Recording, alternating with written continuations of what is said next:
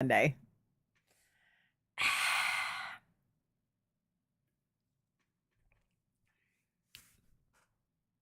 So I had a thought today. And excuse the glare on my glasses. I had to take my contacts out. So I had this thought. And of course, you know me. I have to verbally process all my shit. Um things 1000 and thing 1582 that they don't tell you when you are in your healing journey and in your process is discernment and deciding what is a healthy reaction and what isn't a healthy reaction. What is overreacting and what is like a justifiable reaction. And how fucking hard that is. Cuz okay, for example, random thought. So somebody in your life starts acting weird, distant, right? So my trauma wants to go, well, what did I do wrong? Did I do something wrong? Is like, are they abandoning me? But then there's like the healing part of me, or the part that I think is healing, that I'm like, well, fuck them. Like, if they're going to be distant, let them be distant. But then there's a part of like, how do you decide whether they are being distant or not? And then it's just like, it's like, are they being distant because they're busy, or are they really actually abandoning you and ghosting you? And what's the appropriate reaction to that? And then it's like, oh, well, maybe you should communicate and talk with them. And then trying to decide what the appropriate reaction, because also in talking in my therapy in to my therapist, is that there was one time I was mad or irritated about something, and I was talking about trying to work through it, and I was trying to do all these things, and she goes, you do realize that is a justifiable feeling for the situation, that not everything is a trauma response, that some things are just shitty and some people are just shitty and you're allowed to be mad. Not everything is a trauma response. Well, then how am I supposed to know what I'm supposed to do? Like, that's the part that I don't understand. Like, how am I supposed to know what I'm doing? All right, I'm turning this light off because the fucking glare in my glasses, I can't take it. So I was like, what am I supposed to do? How am I supposed to know? Is this a justifiable reaction? Is this just a shitty situation? Or is this like a trauma response? And should I trust my gut? And I don't fucking know. What? Like, and then like, okay, so, whoa, not everything is a trauma response. Right. Not everything's a trauma response. Apparently, we just feel bad emotions like anger and rejection and all of those things, and they're justifiable. What the fuck is that? I don't know what that is.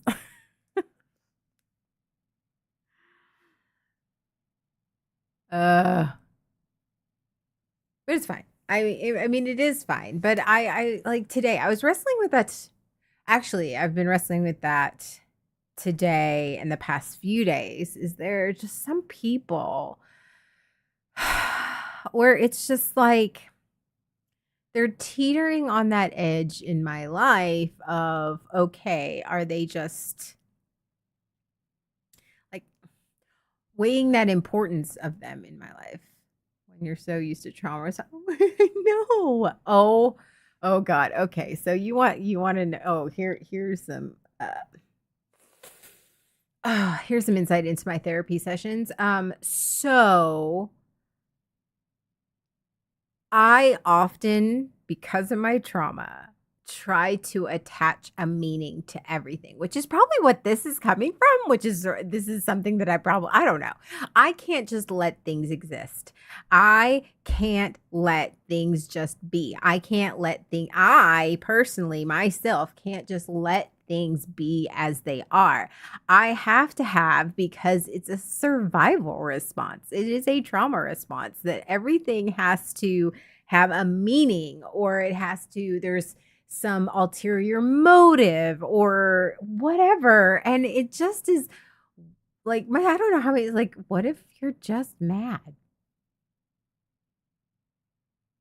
What if you just feel rejected? Now, they're feeling rejected and feeling abandoned are two totally different things.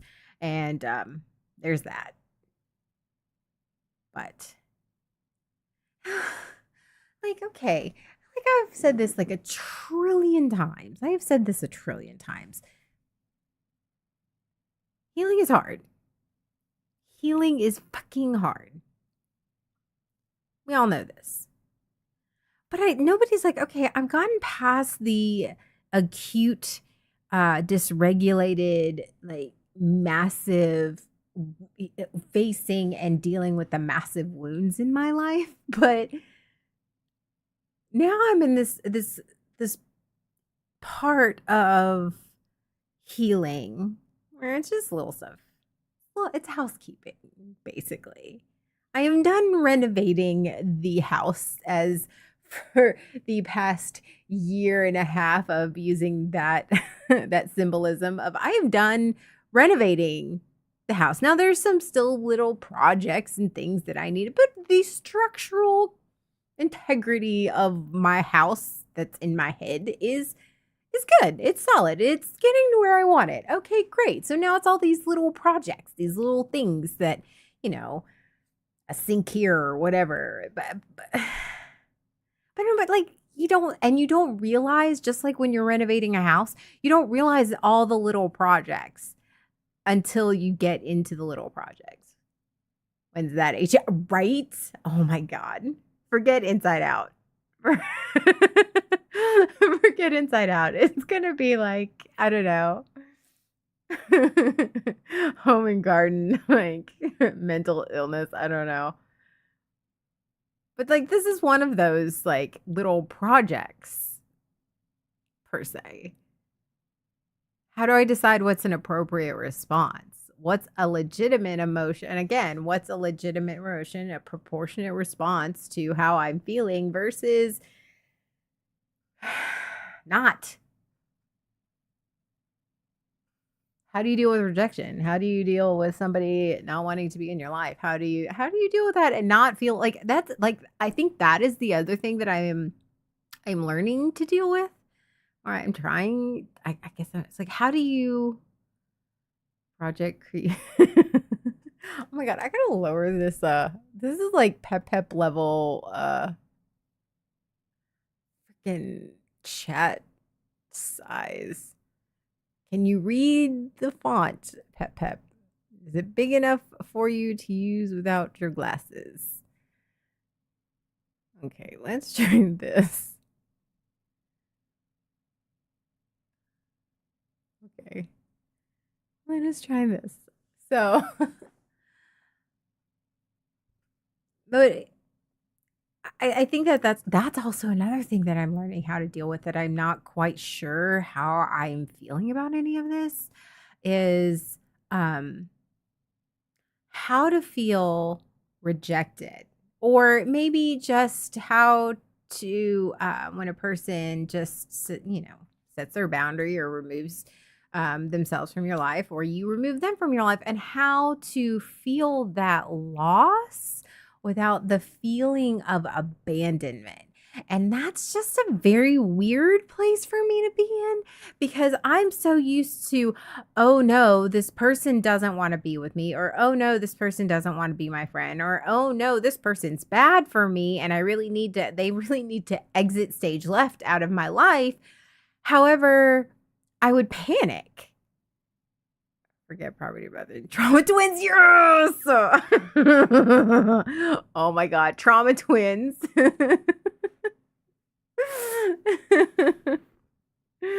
with a sponsorship, Team AOA stain removal.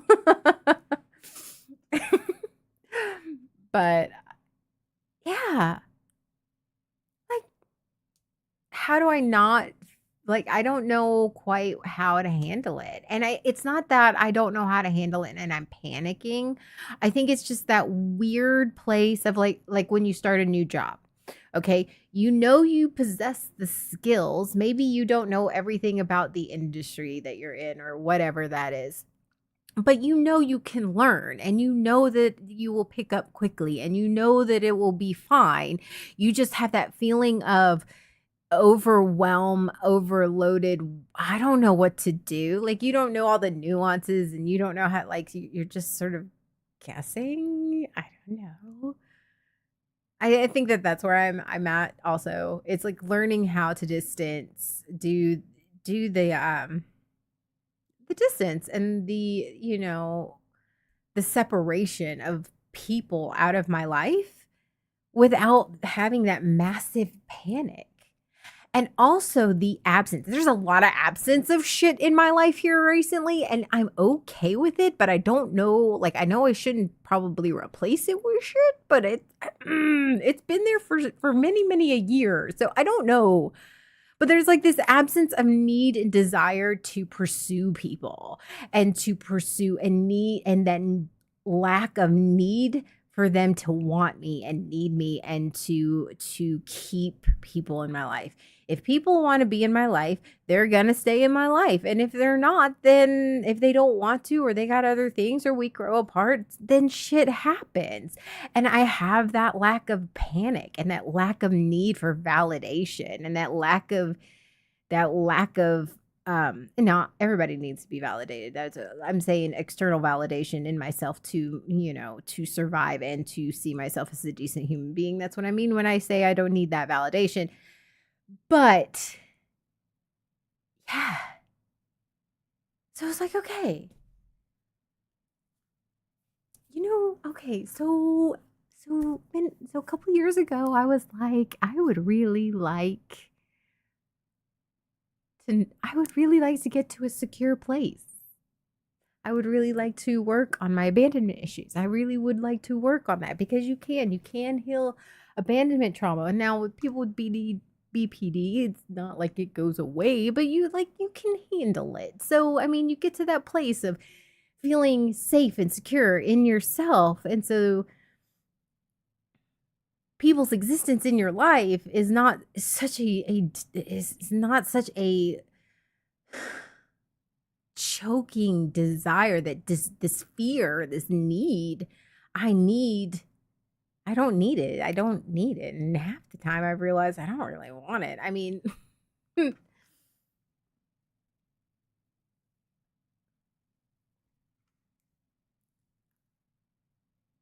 was a lot about quantity over quality with people in my life. Because the more people I had in my life, the more people I surrounded myself with, the more people I had in my circle and I had friends, and the more people that were in my life was just more of a source for me to siphon off of. I could siphon that reassurance. I was building a fortress of friendships. Quantity versus quality, right? And I never understood that. Like, well, if you're a good person, you have a lot of friends. If you're friendly, you have a lot of friends. I don't need a lot of friends. I don't. And I don't need friends that are only half friends. I just don't. Yes, you're going to have acquaintances that, oh, yeah, we should get together. Great. Okay, but there's a difference. Like, you have the acquaintances that, like, you have a good time when you do happen to get together. And then you have your close friends, like I am with my team AOA, who I pretty much talk to every single person on team AOA at least once a day, if not more. So, and then there's those in between friends. You know what I'm talking about? Like those friends that aren't necessarily once every 2 or 3 months friends, but they're not everyday friends. It's the ones that, like, are halfway there.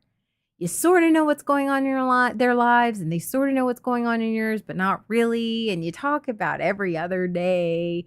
And I mean, having different types of friendships is great, but like I'm having to evaluate how much energy do I have for the halfway people? You know, like how much energy? Like pick a side. Like pick a lane. It's like they're trying to like drive right down the center. And they're taking up both lanes, and it's just like, no, pick a lane. You what? Figure it out. I don't have time for that. I just don't. And or the energy.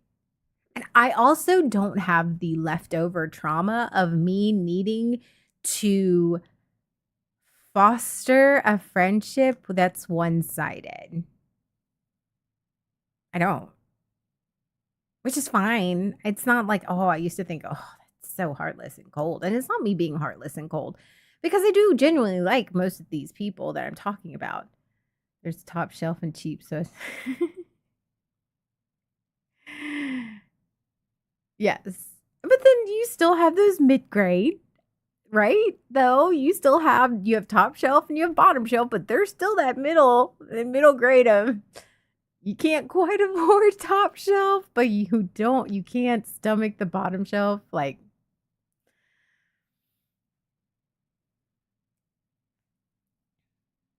I don't know. Things they don't tell you about healing that you've got to handle and deal with. Or maybe they told me and I just ignored it because I was too busy dealing with my own shit. But I don't have time for me to pursue halfway friendships. I don't have time to be, and I'm not saying that I have to be a priority, but it's, I don't know. I can hear Miko in my head. Miko. I can hear Miko in my head. Actually, this is good because this is me processing. So this is me. I might be contradicting myself by the end of the episode. So who knows? Quite possible. And you know what? Acceptable. Because I've got multiple voices and opinions in my head. And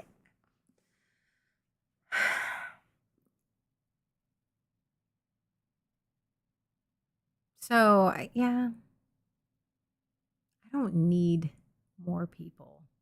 I need better people. I think that that's it. Jay is talking about top shelf. Over the past year, I have developed some really fucking top shelf friendships. I really have. And relationships. Top shelf. Like high quality. And I think maybe it's like, you know how like you're so used to a certain level that you don't know if you want to go back and tolerate like the natty light after you've had top shelf. Like I don't know if I could do it. Don't know. Because I do have some great people in my life who are supportive and loving, and they don't drain my battery. I think that's the thing. Oh, that might be the causative factor. Like, who drains my battery? Now, am I willingly expending the energy on this person? That's different. But who is draining my battery by just existing in my life? Mm. Ooh. Maybe that's it. Not the energy given and shit. Right. But like who drains like I can freely give of my energy and not feel completely spent. Will I feel tired and exhausted and at yes, absolutely, because energy spent is still energy spent. However, there is a difference between willingly exerting that energy and giving that energy to someone versus somebody existing in your life that is slowly draining your battery just because they are in your life. And you don't put an investment, you don't invest the energy in them, and yet you still feel exhausted by them just existing in your life.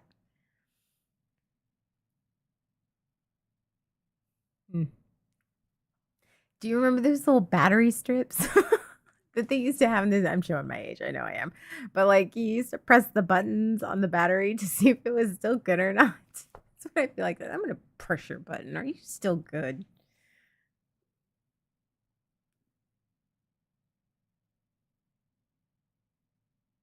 Yeah. I don't know. I used to think only having a few select friends and being in a house by myself was like the worst ever and just death. It was just brutal and darkness and terrible. And now it's like, oh, it's so breath like refreshing. It's like a breath of fresh air because I'm not afraid to be alone in my thoughts anymore. I'm not afraid to be alone anymore, which is we were talking about this yesterday, which is growth for me. That's growth for me. I'm not afraid of being alone or by myself. Hell, at like some of my worst moments, I couldn't even walk to like in college, I couldn't even walk across the courtyard at Western to go get like lunch by myself or go to the mail, go check my mail. Like somebody had to always go with me. Now I'm like, I'm good. Unless it's like, like Pepper J or Bear MJ. Like, go. We have weird, shitty conversations, and I'm so here for it. I'm okay with it. Like, yes, you can go with me to the mailbox. Because we'll take that 15 feet and make it weird. And Bonnie. I can't forget Bonnie. Oh my God. Bonnie, we don't even have to go 15 feet. We'll just go, we'll just exist in the same 5 feet and we'll be like shit starts blowing up. It's fine. That. Do you notice how excited I got about talking about those people? It's just how energized I felt just by talking about them and just the thought of those people in my life.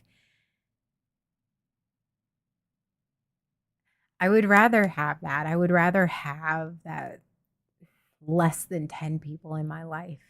It doesn't make me boring. That doesn't make me uninteresting. It doesn't make me antisocial. It makes me selective with my energy and who I am and my healing. And it makes me protect my space mentally and emotionally and physically. I can only hope that when those people talk about me, they get just as excited and happy as I get about talking about them. But like, people shouldn't exist in categories in your life. And here I am trying to categorize people.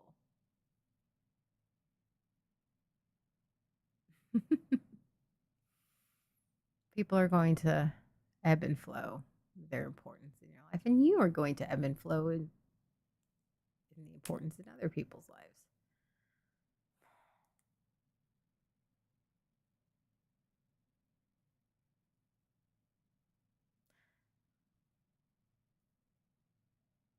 I don't know. Maybe I'm being am I being too judgy? See this is the part of healing I don't like. This is like this like why where I need a fucking major trauma that I can work on. This whole little project bullshit is the part that's killing me, not the big trauma, not the big triggers, not the big emotional mental neglect wounds. No, those were easy. Well, I mean, they weren't easy, but they were at least like, things I could handle. These little things I got to learn how to do is freaking annoying. Necessary. Absolutely. Annoying. Major trauma. Fuck you, Sean. Get out. Get out. Get the fuck out. Actually, it was with the wrong hand, and I'm sure Jay just about reached through the screen and just hit me. It's fine, and I'm actually ashamed of myself for doing that incorrect salute. I'm sorry. I would like to apologize for every military person that is out there because I know the correct way to salute, and that was incorrect, and I'm sorry. Forgive me.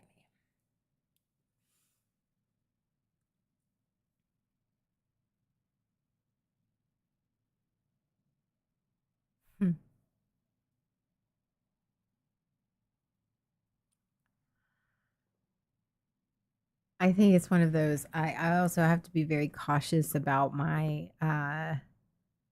my urge to cut. You're allowed to be selective about your time. Yeah, I know. I know. Everyone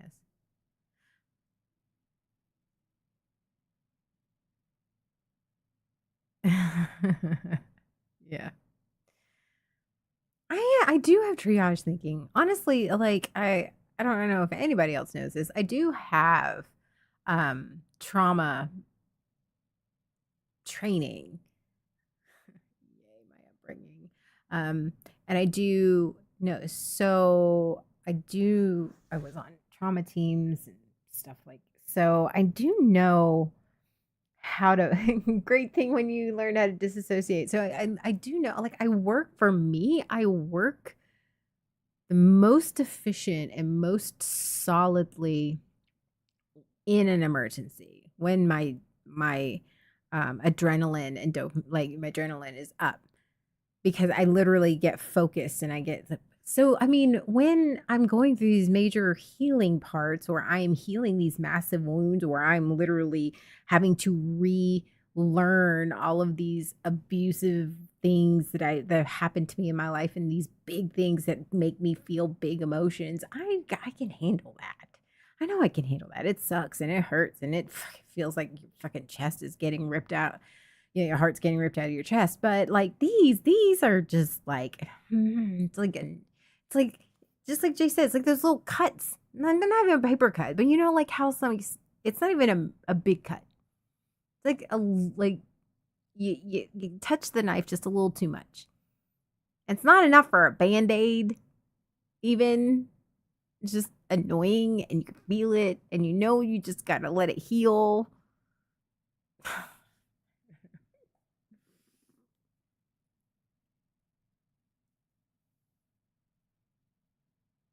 But I was having that thought today because I was having some intrusive thoughts today. A lot of them.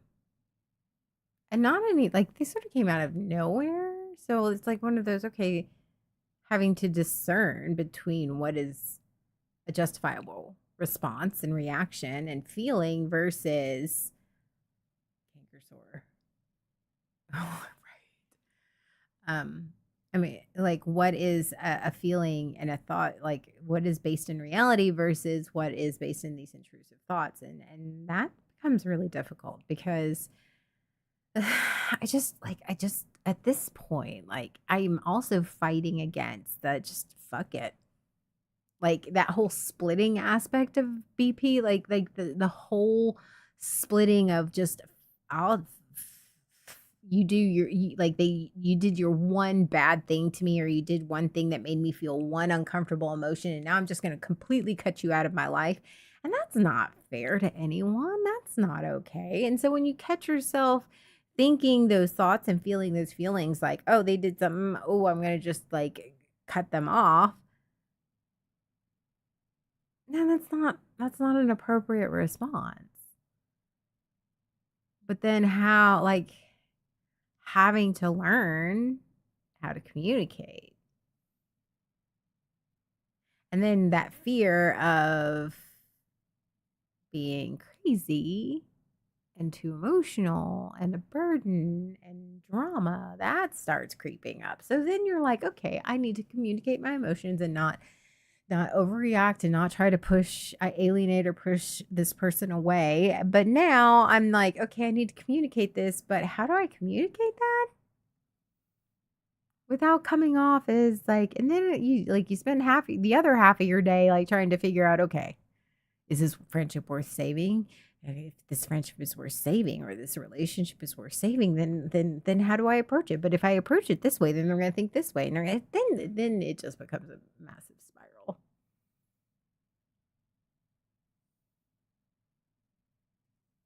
Who knows? They don't tell you about the little things, all the little projects.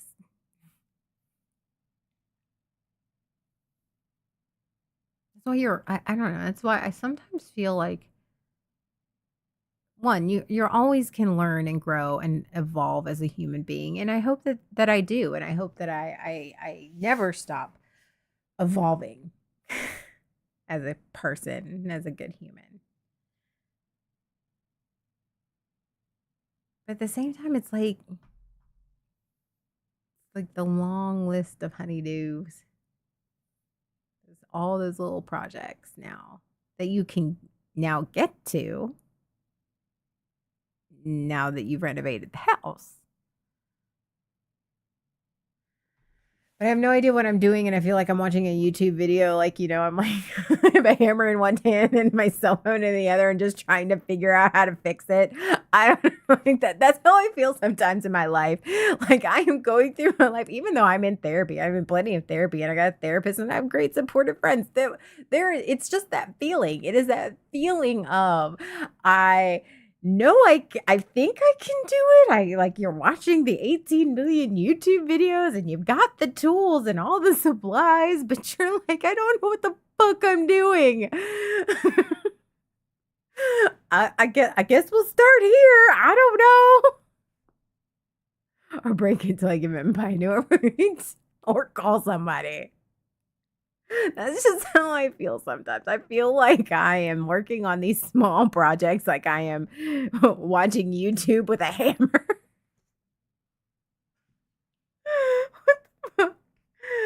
Oh, but that's fine.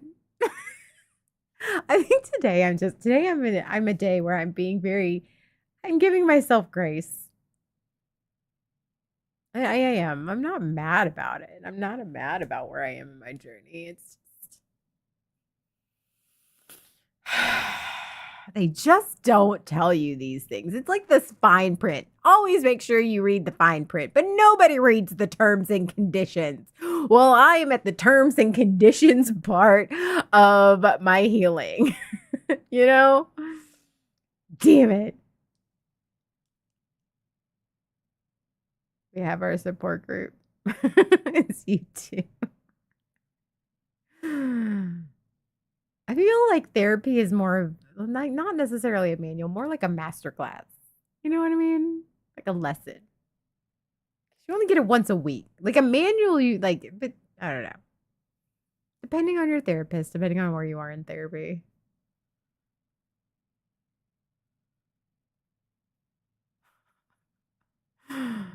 Oh, my therapist said something, and I know I said this before. My therapist said something in therapy. Oh, my light went out. That's cool.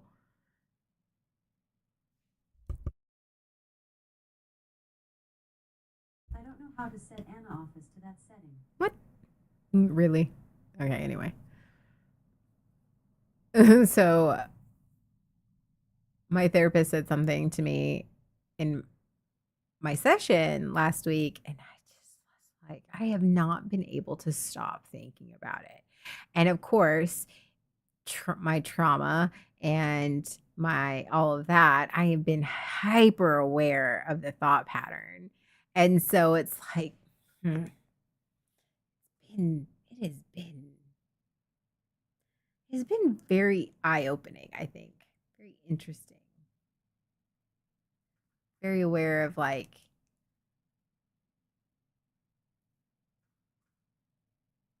and I think that this also goes in with what I was talking about with keeping the middle friends and the things is are these people in my life because I enjoy their company and I enjoy who they are and I genuinely they recharge my battery and they are people I can trust and feel safe with or are they somebody that's in my life that I just identify with that I see myself in I see parts of myself in this other person that I think that I can help or I can fix or I can whatever. That's that's just been gross. That's just been gross. Like it's cuz like I started evaluating that and I'm like, ew, no. Like why?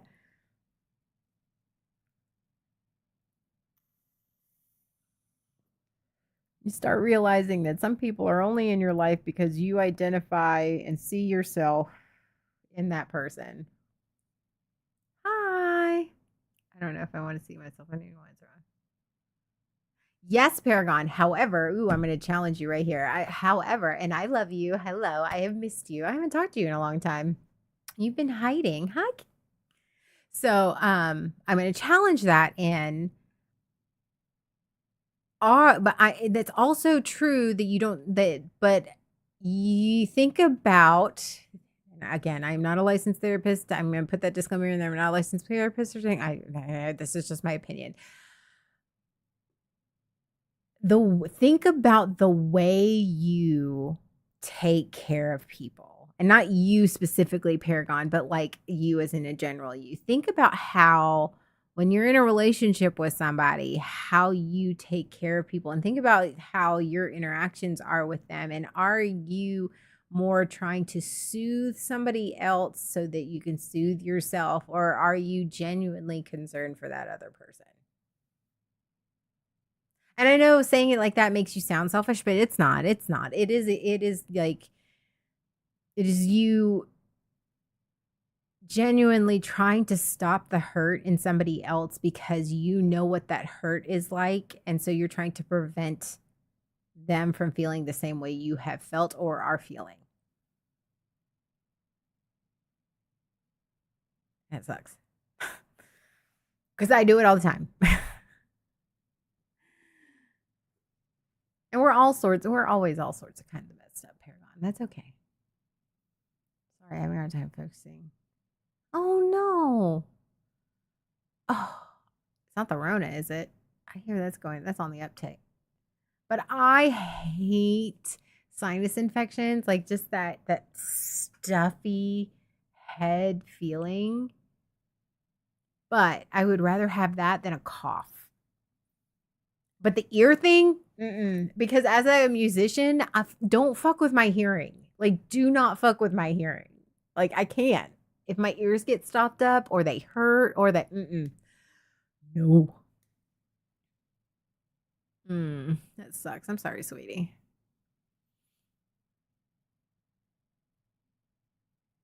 Mostly my jaw.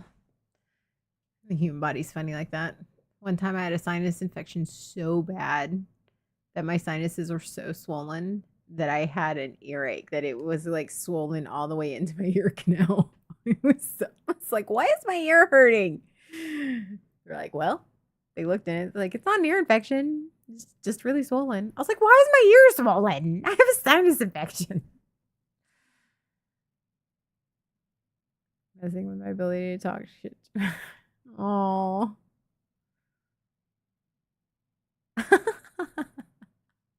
Oh. You tell Silent Bob I hope he feels better. Sorry, my foot is itchy. So anyway, that's what I've been thinking about here today. Today, my intrusive thoughts game. And then, of course, me being the overthinker that I am, neurodivergent, went on a just nice little tangent in my head. Like, whew. Started thinking about that.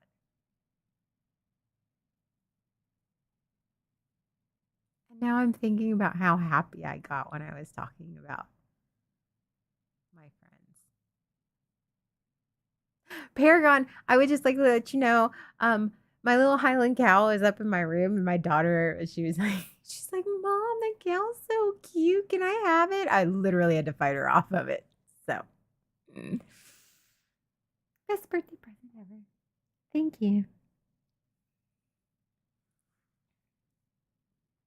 Now I want to really pet a Highland cow. Can you imagine what they look like, the little miniature Highland cows? I know they have them in Texas. We have all sorts of cows here. I need to find them. Where are they? Probably. I will probably, yes. I would like to get her one. That would be cute.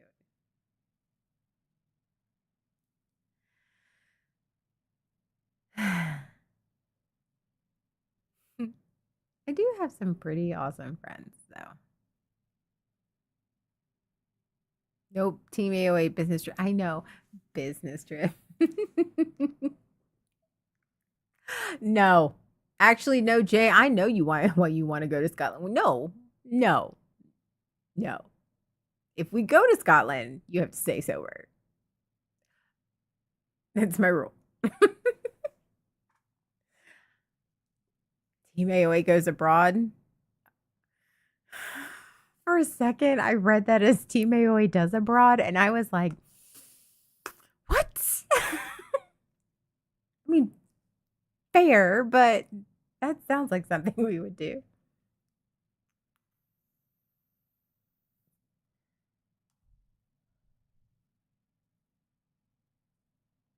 We can do that broad as well. Fair.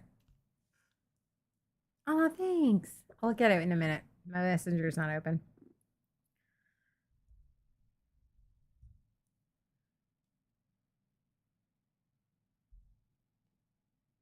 I think I am overthinking everything. What do you guys think?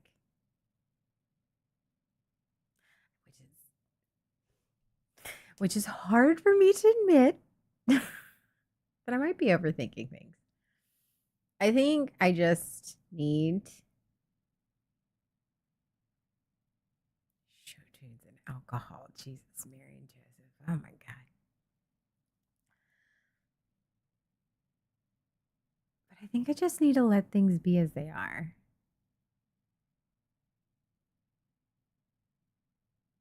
I think I am trying too hard and I am thinking too hard about this, which is a lot for me to say.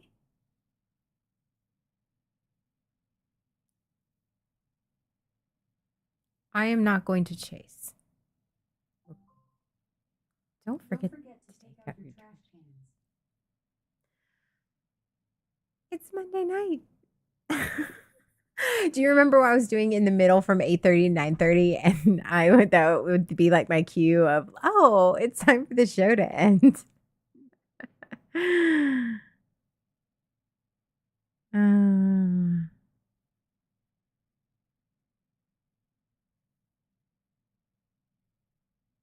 oh, Paragon. Is that why we haven't heard from you? You realize you have a group of friends that are loving and supporting you and would like to love and support you.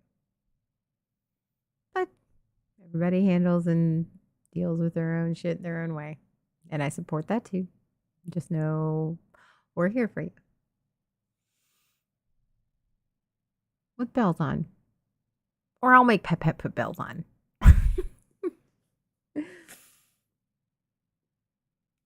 I'm overthinking things. I think I am trying to attach meaning to situations and people and relationships that aren't really there. And maybe that's a pattern. Maybe I need to stop.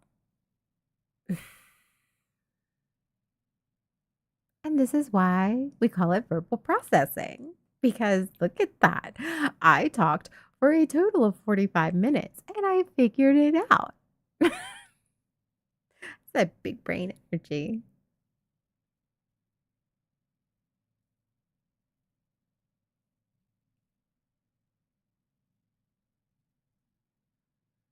I mean, it depends on what power tools.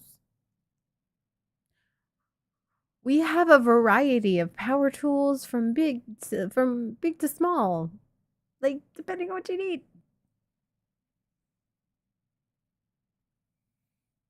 I don't know. That big brain It is coming in hot. I know. It's me processing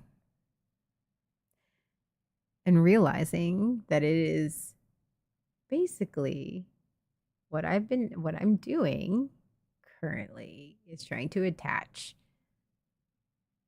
a problem or a meaning or an underlying situation or an ulterior motive to a thing that isn't there.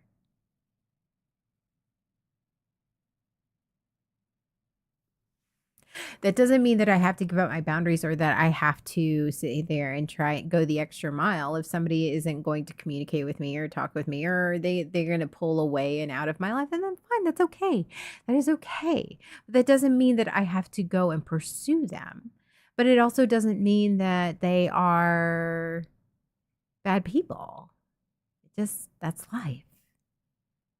Oh, and I've just got to accept that.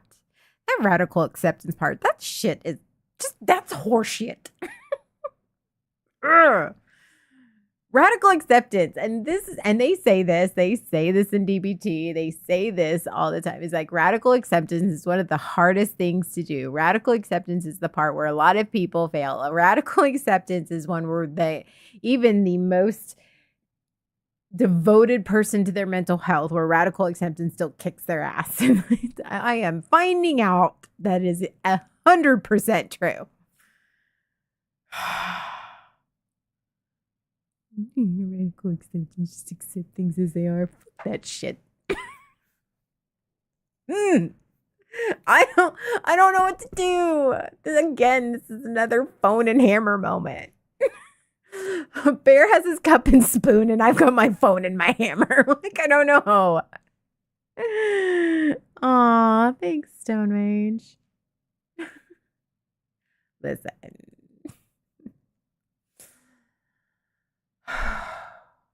Okay. Hammer, you say, points to jaw.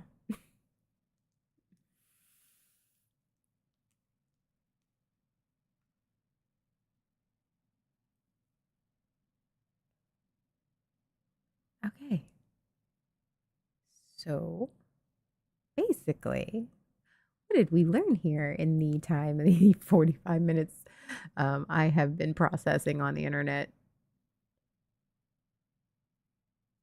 Well, it doesn't matter if people are occasional friends or halfway friends or best friends, because they are what they are. And it takes two people to foster a relationship. And that does not mean that the two people involved, you and the other person, are bad. Life happens. And there's no ulterior motive, there's no underlying thing. It just is. They get busy and move on with their life, and you get busy and you move on with yours. And if you want to foster the relationship, you will foster the relationship. You will choose to foster that. Otherwise, just keep moving forward.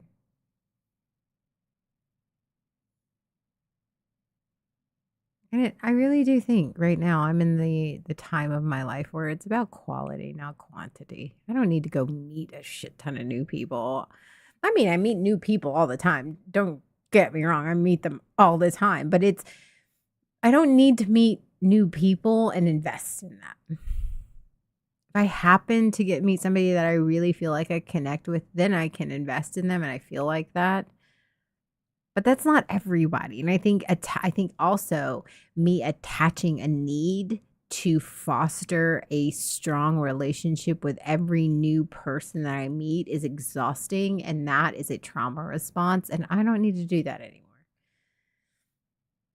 I can be fucking I'm not drinking every bottle of whiskey on the shelf in the store to see which one is worth my time.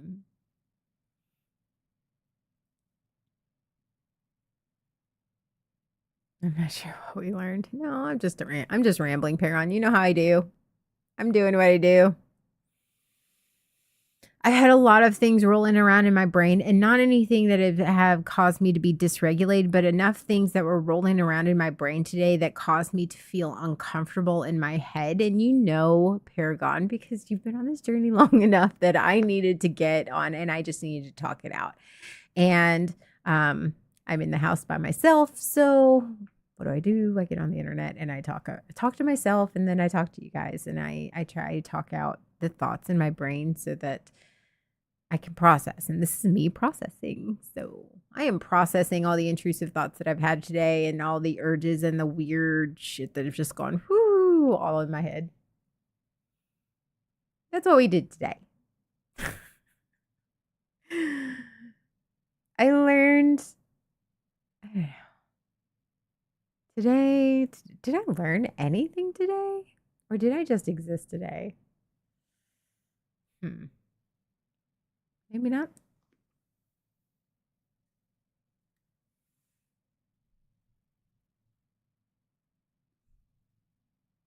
I learned that I have come a long way.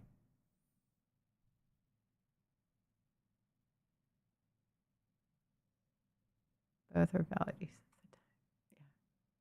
I have come a long way.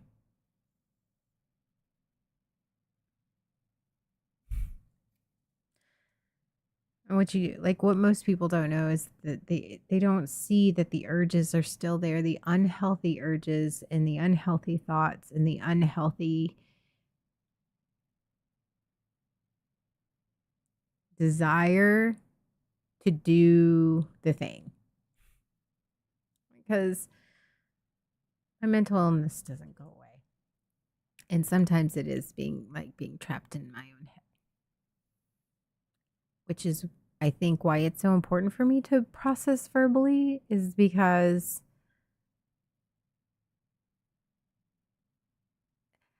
I think that's why it's so important for me to process verbally is because I feel often so trapped in my own head.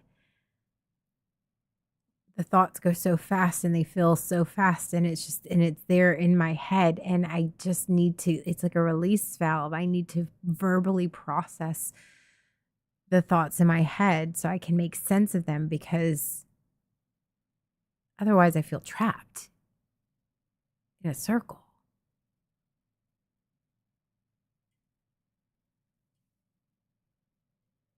Hmm. Look at that, me being a little, insightful in myself. Oh, self-reflection. Ain't that a doozy? This is like journaling with an audience. I know, right? It is. Except I say a lot more twisted shit in my journal now. I can't say that on here because, TOS.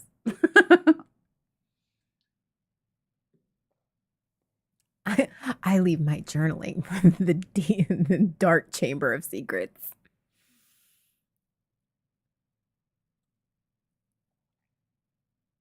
I think I'm just thinking too much. I think I'm still trying, if I'm being 100% honest, I think I'm still trying to balance myself. Um, I'm still trying to balance myself. I had a massive trigger not a few days ago, like massive trigger, and I hadn't had one that intense in a while, uh, and so I think it's one of those. I'm coming down off of it, and I'm there, but it's still one of those. It you don't get better, and you don't right yourself immediately, and it does take a couple days, and so I think that's where I'm at. Like the residual effects. So still trying to calm everything down. Yeah, I mean, I'm calm,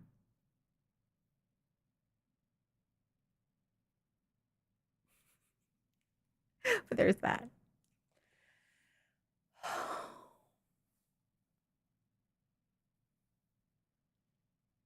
It's a Monday. It wasn't a bad day.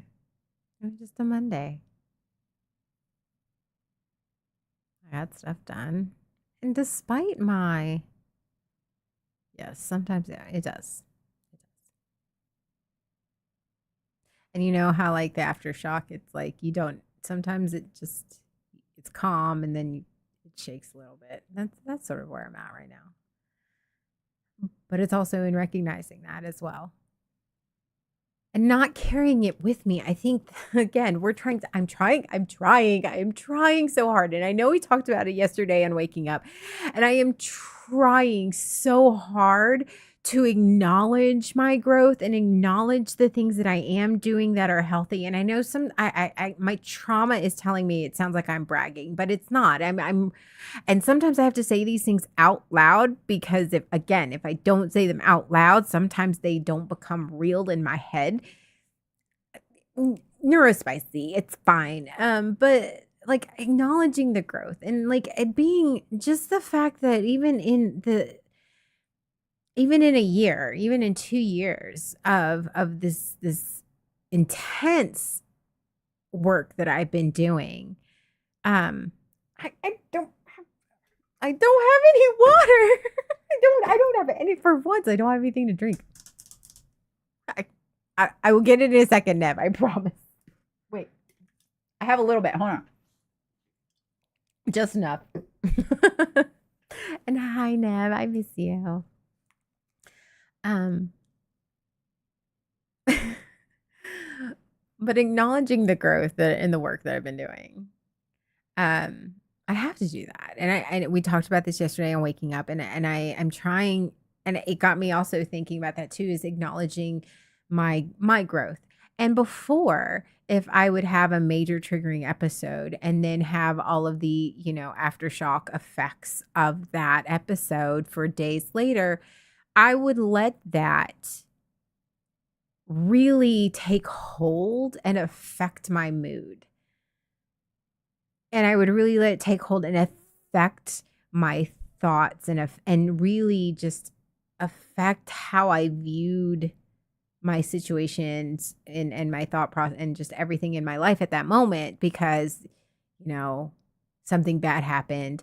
I'm having these thoughts and of course everything is just shit, blah. Like I would let it bring me down. But now it's not that. It's the acknowledging and accepting, okay, I had this episode and okay, I'm having these thoughts. And yes, because of these thoughts, I'm having these emotions, but that doesn't mean that I'm having a bad day. That just means that I am just in a weird spot in my head. But my day otherwise was good. And just learning how to separate those and acknowledge the radically accept that two things can exist in the same space. I can be in a weird headspace and still have a pretty decent day. And that's growth. That's huge for me. And acknowledging that is huge and accepting that and allowing myself to be proud that I can have a triggering episode or I can be triggered or I can mess up and I can still feel the feelings and the residual effects of whatever major event that happened and still feel those and accept those and still move forward instead of letting that triggering moment in that episode like shackle me and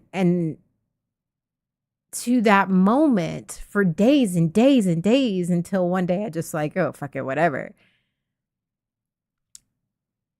And I mean, I used to do that all the time. I don't do that anymore.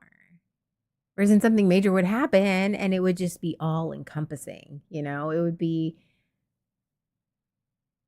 the thing that it was the main focus of my entire life and my entire day for days on end. But it's not like that anymore. I'm not saying I'm perfect because I'm certainly not, but I'm saying in this moment, in this situation, something bad has happened. Yes. Exactly, Paragon. Like in this moment, I mean, I'm not perfect, obviously, but in this moment, I did something healthy. I did something good for myself.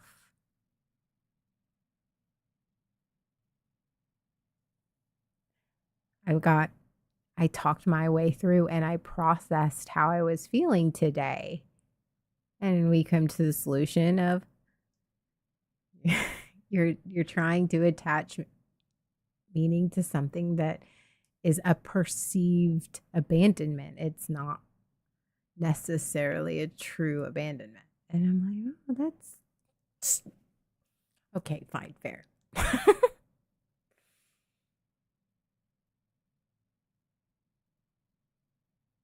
I'm slowly, my inner child is slowly but surely learning how to trust me. That's nice.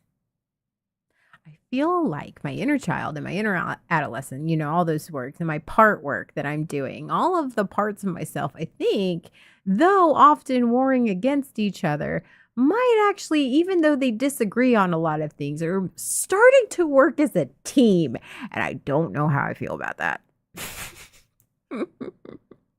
You have a really good cohesive team, but and it's the movie tropes all the time. But you have that cohesive team, but none of them get along and they're arguing all the time, but they work really well together. That would be the parts in my head. Yay, internal family systems. I wouldn't go beforehand for help.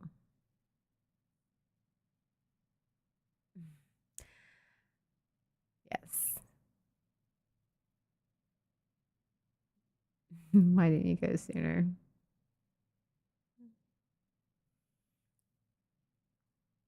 I know, to hang on the new refrigerator in my renovated house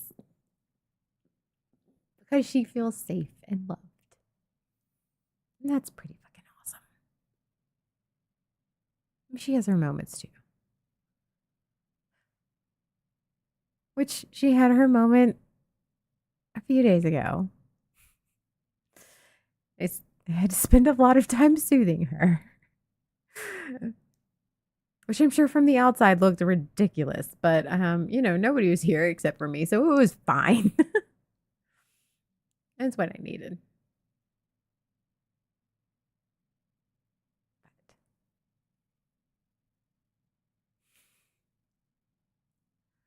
Look at me grow.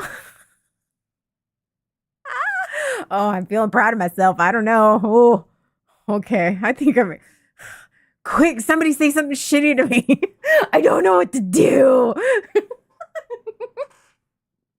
I don't know what to do with this pride in myself. I'm so used to feeling shame and guilt and bullshit. What is this? I'm not okay with it. I don't know. Ah.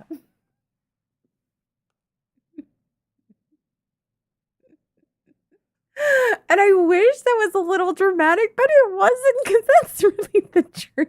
I don't know how to handle being proud and just sitting in the pride. We joked yesterday on waking up about how Pep was comforting me or complimenting me, and I was looking really uncomfortable. And then he, of course, went too far because that's what Pep does. But like, that's legit. Like somebody. So I was proud of myself. Oh, it was Jay. And he was like, I'm really proud of you. And I was like, why? He's like, well, look at all this. Like, look at this. And he was pointing some things out. And I went, oh, yeah. And I got proud for about 5 seconds. And then I went, oh, and he's like, don't do that. He saw it all over me. He's like, don't do that. He's like, you're allowed to be proud of yourself. You're allowed to be proud of yourself. That isn't a bad thing. And I went, but it is. He's like, but it isn't. And yeah, it was a whole thing. He saw me get scared of being proud. And he was like, no, we're not doing that. You're allowed to be proud of yourself.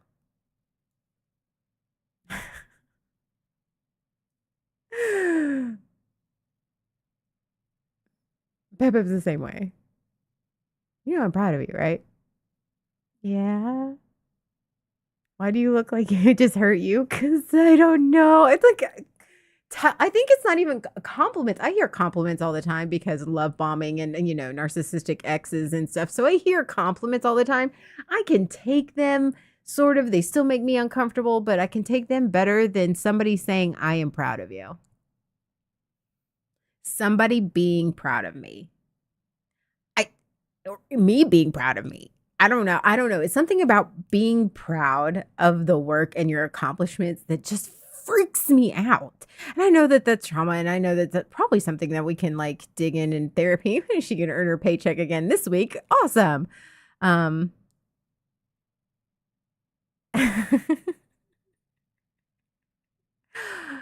Thanks. Thanks.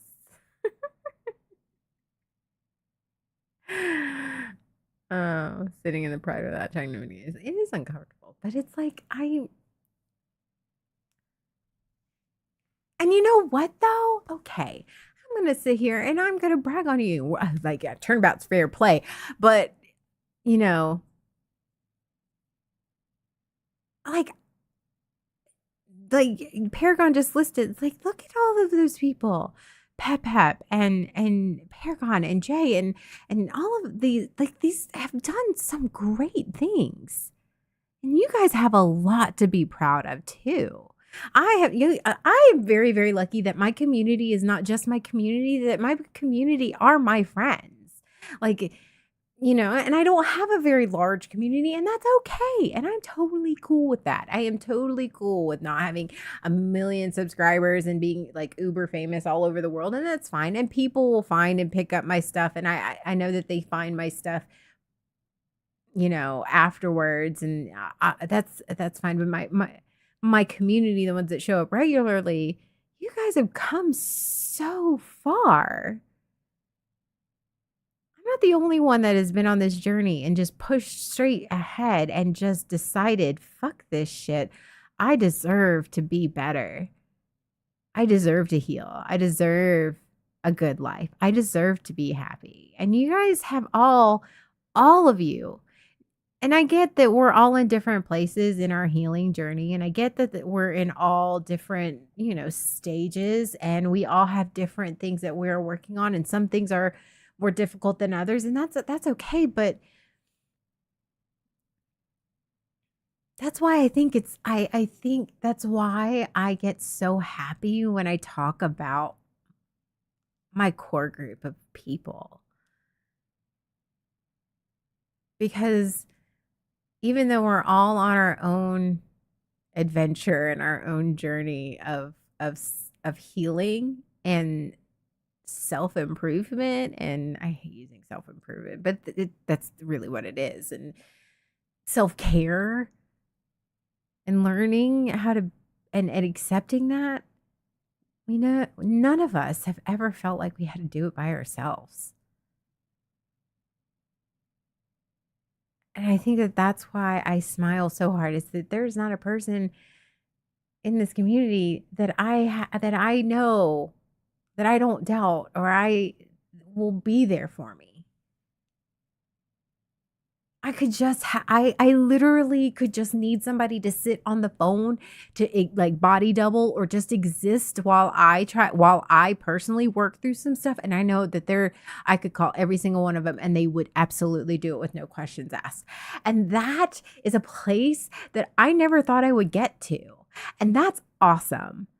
No, no, I don't know how you feel about me or feel about the other people, but this is how I feel about you. And that's fine because this is me and this is how I feel. But I do. I never thought I would find a group of people like that.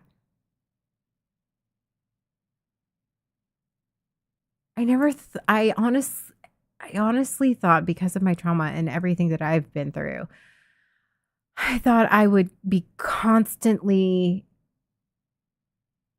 just skimming the surface of knowing people. And I didn't know what it was like to have a best friend. I didn't know what it was like to feel safe or share my secrets with anyone. Because I spent a majority of my life being hurt and betrayed and using my vulnerability as a weapon and just over and over and over again. And also part of that also has to do with the fact that I I was not diagnosed with so I didn't with my BPD. So it's like mm, so I was also going through all of that emotional shit. So I'm probably wasn't the easiest person to get along with, but I was also splitting, doing the wonderful normal thing that they do and splitting with these people. And it's just I never thought I would get to a place in my life where I would have people like you guys that just talking about them makes me smile. And how I know that no matter what I am doing or what like that they if they are calling me, I will pick up the phone and vice versa. If I am calling them, it could be at any time in the day and I am calling them, they are picking up the phone.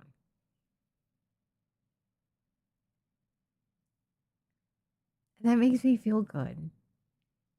That makes me feel safe and happy and very grateful.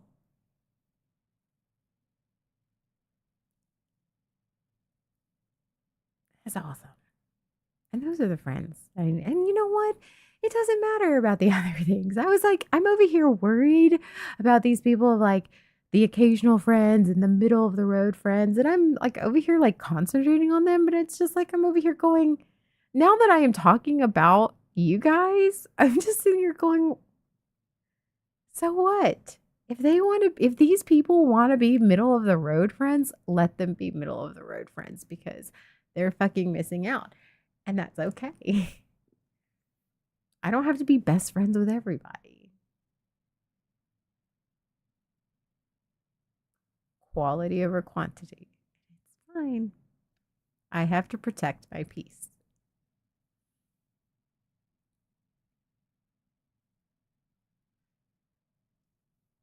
Aw, thanks.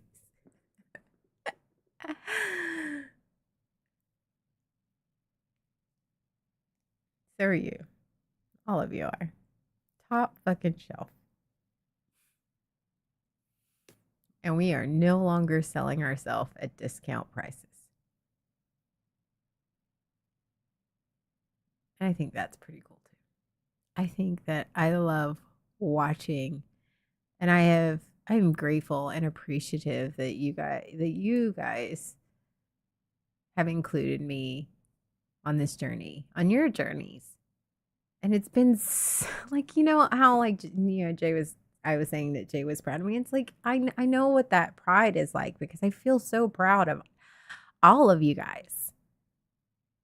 I do. I feel proud. I feel this pride when I watch like Sean yesterday on Waking Up when he was vulnerable and he was intelligent and he was talking about mental health and different points of view and it was in a very open and objective and honest way and I'm like this and I pointed out that was not the pep pep that started 3 years ago where that was just literally telling stories to avoid being vulnerable. That guy, that's totally different guy, and that's huge. And Jay, like Jay's allowing himself to laugh and like on stream and be funny and happy and smile. And he's doing all sorts of good things. I'm so proud of all of you. Paragon, like Paragon, you are honestly, you no matter how like I know life is hard for you right now and I know that sometimes you're struggling, but you never give up. And I don't think that I realize how hard that is to see that when you're in the struggle, but I see it. You never give up. You want to, I know, but you still don't. You put one foot in front of the other. And you know what? That's fine that you're too stubborn. I here support that because not giving up is still moving forward and not letting all the struggles win. That's awesome. And I love you guys for that. And I'm proud of you. I am proud of you. And thanks for letting me be a part of that. And thank you for being top shelf friends.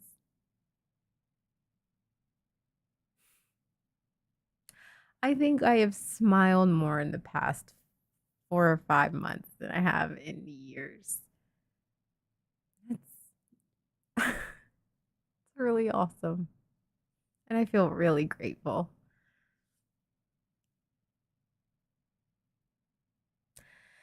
Okay, and with that, I have work to do. I've gotta get some work done, but, thank you, everyone, for letting me process on a Monday. It really does help. It might be trauma dumping, but again, you don't have to watch, and that's okay. And if you don't agree, that's okay too. I am not a licensed professional. This is my own opinions and my thoughts and my experiences. And you know what? I may come back and learn I was wrong and come to a different point of view, but that's fine. That's why I am not done healing and I'm still in the middle. All of it.